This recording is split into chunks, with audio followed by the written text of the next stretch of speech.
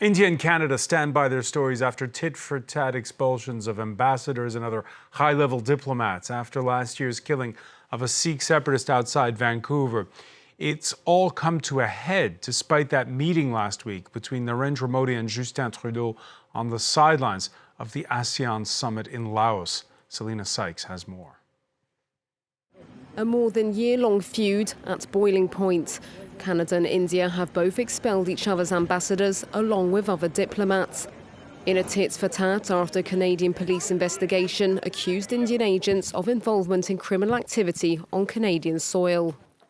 The team has learned a significant amount of information about the breadth and depth of criminal activity orchestrated by agents of the Government of India and consequential threats to the safety and security of Canadians and individuals living in Canada. Relations between India and Canada have been tense since the murder of Hardeep Singh Nijjar in Canada in June last year. The Sikh separatist leader, who had lived in Canada since 1997 and had Canadian nationality, was shot dead by two masked gunmen outside a Sikh temple. At the time, Canadian Prime Minister Justin Trudeau said there was credible evidence linking Indian agents to the murder, an accusation he reiterated on Monday. We will never tolerate the involvement of a foreign government threatening and killing Canadian citizens on Canadian soil, a deeply unacceptable violation of Canada's sovereignty and of international law. Delhi has repeatedly rejected the accusations. Its foreign ministry made its own in this statement released on Monday. The Trudeau government has consciously provided space to violent extremists and terrorists to harass, threaten and intimidate Indian diplomats and community leaders in Canada. India has accused Trudeau of pandering to Canada's large Sikh community for political gain. Some of them support the pro-Khalistan movement, which campaigns for a separate homeland for Sikhs in India. Indian Prime Minister Narendra Modi considers them as a militant separatist group. Several extradition requests made by his government have been rejected by Canada, who say they will always defend freedom of expression. For more, let's cross to Bangalore. Amandeep Sandhu is columnist, the author of Punjab Journeys Through Fault Lines. Thank you for being with us here on France 24. Thank you so much for calling me. We're starting to find out more because at that press conference we saw a clip of in the report, they were a bit light on some of the specifics. The Toronto Star reporting that Canadian police are investigating at least one other suspicious death, this one in Winnipeg, and that there was this sit-down in Washington that was supposed to be confidential between Canadian investigators and India, and that it was leaked. And that's part of what led to Canada going so public with their accusations on Monday. Your thoughts on, have you been able to piece together why it's coming to a head? It is a shift in India's position, India's decades-long position. It has always claimed to be a peaceful country. It has always encouraged friendliness with neighbors and others.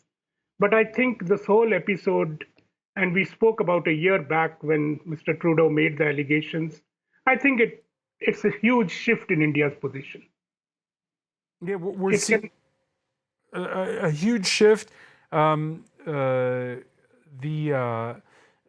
even talk, and it's been picked up by several media outlets, of a criminal gang headed by a certain Lawrence Bishnoi, who from jail had been working for intelligence services in India to organize hits. Yes, and that is strange because we never expected, if the allegations are true, we never expected the Indian government to take help of a gangster and who has hitmen all over the country. Even last week, there has been a killing in Mumbai, which is also being ascribed to him, though he is in jail in Gujarat. And but this seems to be coming out of all these reports that the Indian government is taking help of non-state agents to actually conduct operations which they can't even disclose to the host country. And that is exactly the shift, that India is taking violent ways for which other countries are known, but India has never been known to be doing that. The Canadian authorities are quoted by the press there as saying there have been 8 people charged with homicides plural. They don't specify exactly what cases they're talking about. How's it being reported where you are today? There is an element of bravado in Indian reporting. There is a certain kind of an appeal to the constituency which has elected this government, that India has arrived on the world stage. India is militant now. India is aggressive. It goes behind its adversaries. Even the Prime Minister has been saying in his speeches that we will enter your homes and kill you. Ghar mein ghus ke marenge. But obviously, all this is very strange when you look at the long history of India as a nation, which claims to adhere to Gandhi and Buddha. So this seems bizarre. Amandeep, I come back to the timeline of all of this because it's just last Friday that the Canadian Prime Minister and his Indian counterpart were speaking face to face on the sidelines of an ASEAN summit in Laos. That's last Friday. And then on Monday, the accusations are out in the open. Yeah, but even there, they didn't really speak. They brushed against each other, sort of, because Mr. Trudeau went and said that we spoke a bit. Mr. Modi did not even accept that. I think the ties are frosty between them, as was seen in the G20 summit in India last year before Mr. Trudeau made the allegation.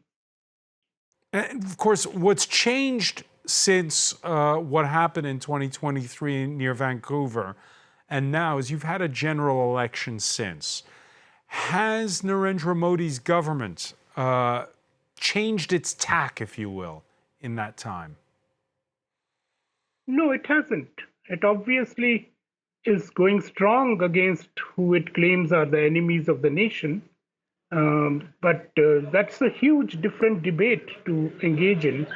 But the aggression, the militant stance, even in his election speeches, he was in fact lampooning other communities, he was lampooning minorities. That continues with the BJP's, that is its vote plank. But in spite of all that, they could not really increase their number of votes they got in the elections. They were at around 37% earlier and they were at 37% this time. So that shows you that there is a tapering off of that kind of militaristic, aggressive position. Most people who want to go with that have gone already. The others are not going that way.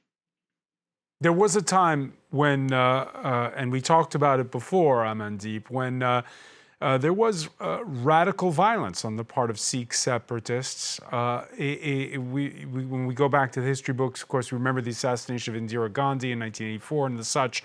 Is right now, what's the state of play inside of India when it comes to all of that? But just a reminder that that violence was also came out of the Indian government's attack on the holiest of holy shrines of the Sikh, the Golden Temple, Darbar Sahib. So there were, now in 40 years, there has been huge amount of documentation on it. And there are many layers to that episode and that period in Punjab's history. But as of now, Punjab is just reeling under misgovernance. The talk about Khalistan is not so much on people's minds. People are just trying to eke a living in Punjab. Amandeep Sandhu, so many thanks for joining us from Bangalore. Thank you so much.